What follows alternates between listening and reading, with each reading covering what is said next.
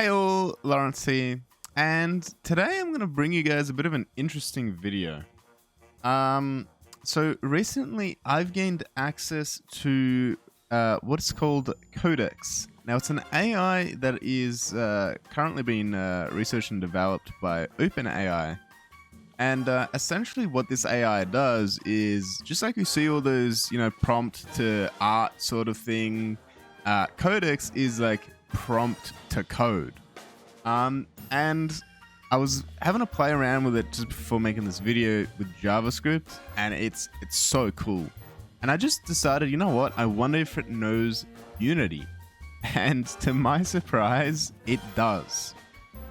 So I've put together a little bit of a demo scene here because I wanted to see if I can just create a sort of little prototype game using just the AI. So we got a bit of a flaw here, and we got these spheres which are coins, and I've also tagged them as coin.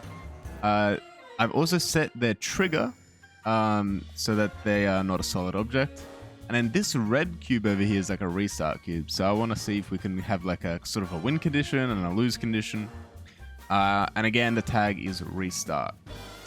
On the player, we've got a rigid body, and we've got a tag called player.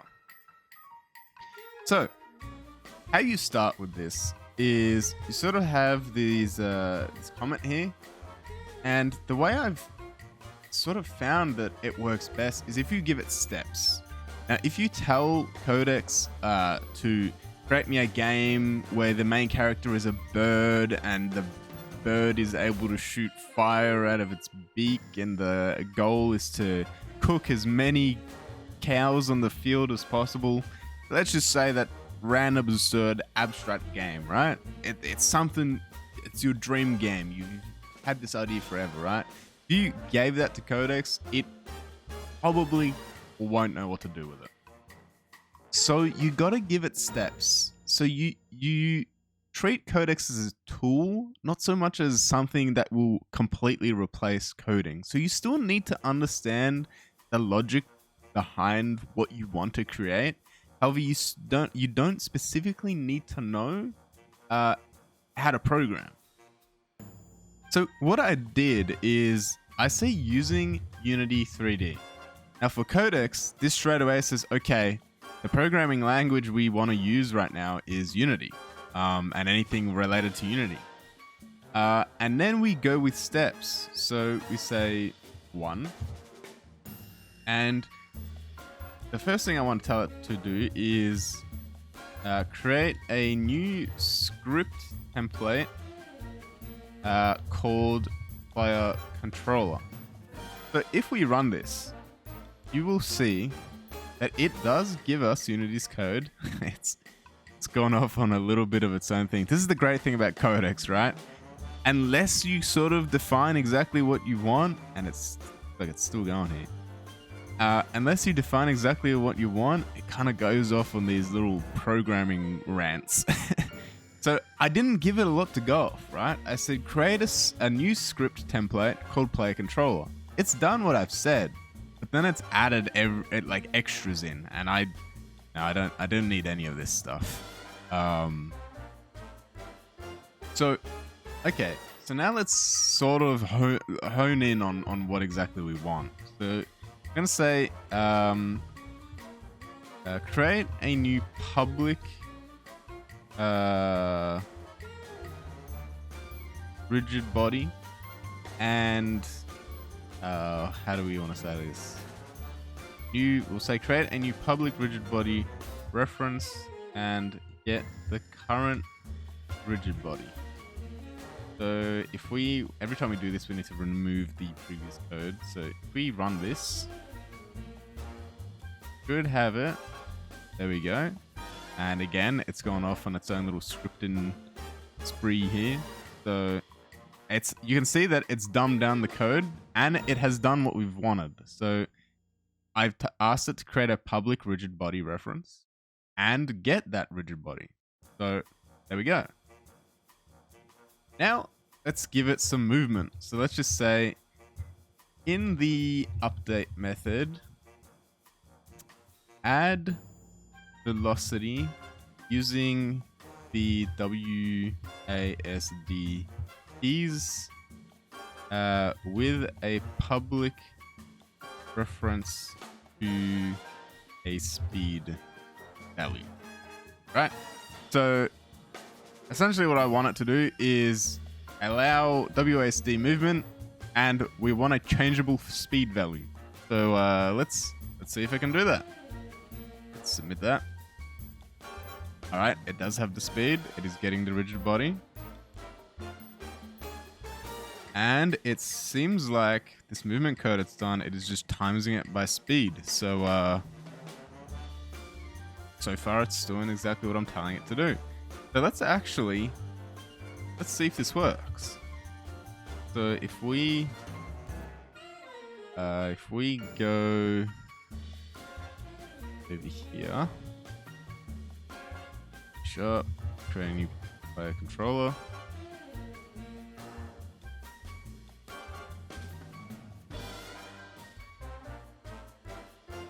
Hello, open please.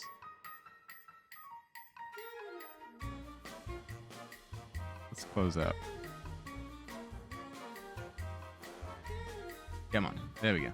Alright, so if we just replace everything with the code we just got, from what I can see, there should be no errors.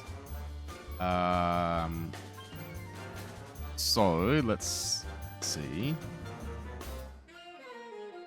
We need to also assign the script to the player here. Doesn't have a default value, so let's just set it to 5 and we'll run it and see what happens.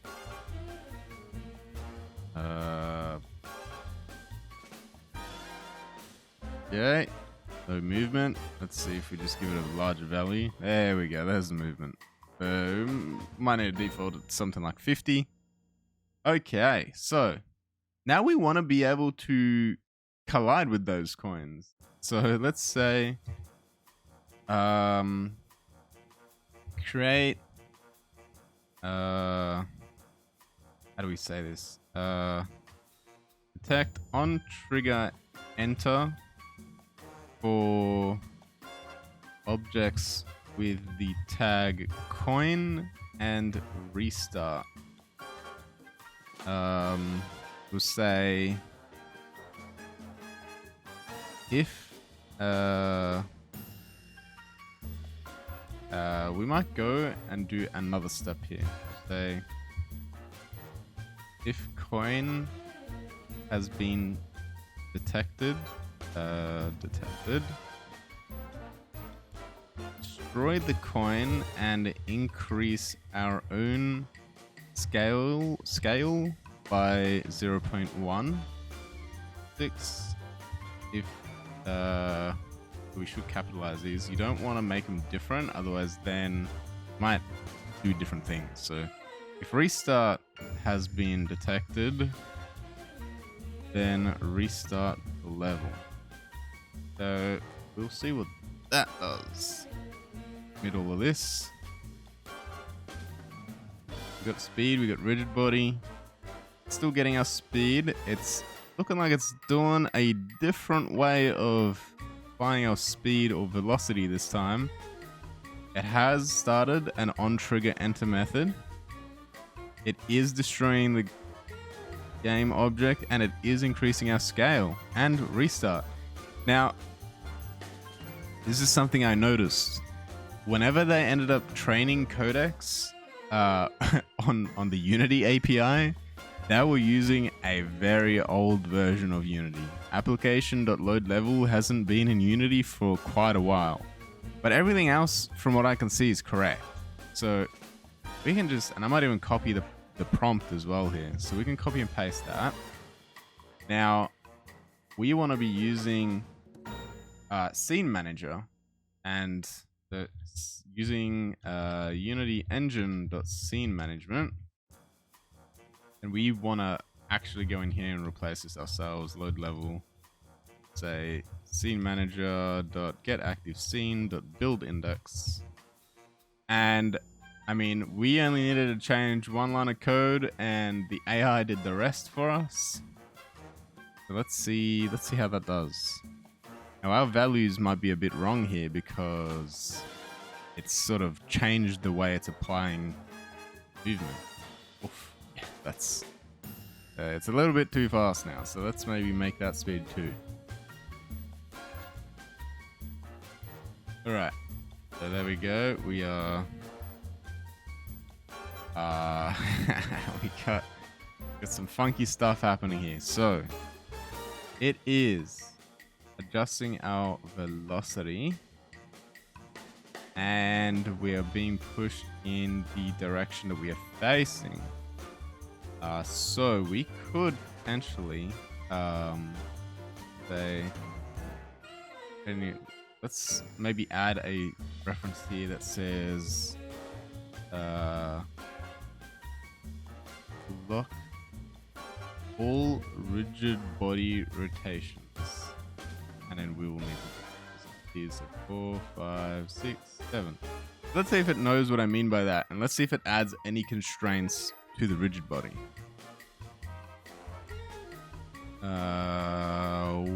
Wow, okay. That's interesting. Super interesting. So everything else is the same.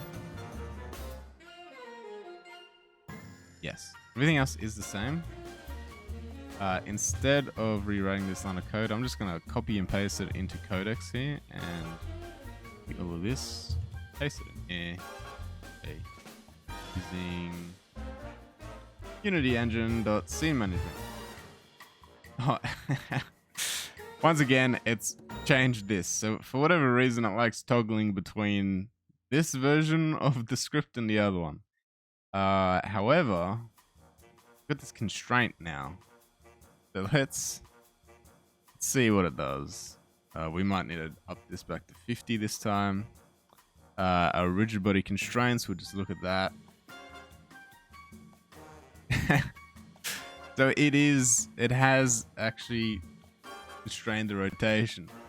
And you can see, so we might make the speed 5 here so it's a bit slower. But, it's still too fast. But all collision works with a coin, and hopefully we restart. There we go. Wow. With the AI, guys, this isn't coding right here. This is just me sort of telling it step by step what I want. Now, if I told it sort of the grand scope of the game, it would not know what to do. But giving it step by step instructions is crazy useful. So now what I want is a win condition. We've got the coins and we've got a lose condition. Now I want a win condition. And what that is going to be is whenever we check for all the coins, we want to, in this case, I'm just going to restart the level just to make things simple and easy. So this is a little bit complex. And I did sort of discover before that you do want to have your instructions in order. So for example, if you had a bit of code that needed to go in the start function and all of a sudden you're saying to add it in step 8 or 7, it's not going to do it. It's going to ignore it. Or even weirder, it's going to add some funky stuff down the bottom. So where we are creating a script, create a new public reference, so we just under this, we're gonna say something like create an array of game objects called coins and populate this array with all game objects with the tag coin. So then we want to say 4, 5, 8, and hopefully what this does, so you can see, should create an array for us. Look, game object array coins. Yep, okay, it's done some weird stuff here. So there's sort of like a limit to how much it can do at once. So you got to keep pressing submit until it's done. So let's read through this because it's done something I didn't want it to do. So it's given us a coin array, which is what I wanted, and it's even populated that, which is what I wanted. Restart, I got no idea where I got that from, and it doesn't look like it's using it anywhere else. So they created an array of we might have to reword. Let's try rewording this. So create an array with the name of coin. So we'll say create an array with the type of name object and call it coins. Populate this array with all game objects with the tag of coin. So let's see if that's a little more specific for it. And see if it only creates the coins array. And it does. Fantastic. So it seems like it's doing everything else exactly the same. Again, it keeps toggling between these different versions of movement, but you know what? It's still impressive to me. I'm not going to fault it for it. And it's doing everything else. So that's great. So we have all of our coins now. So now we want to say, create a new public int called score and increase the score every time we collide. We collide with a coin, and then we'll say,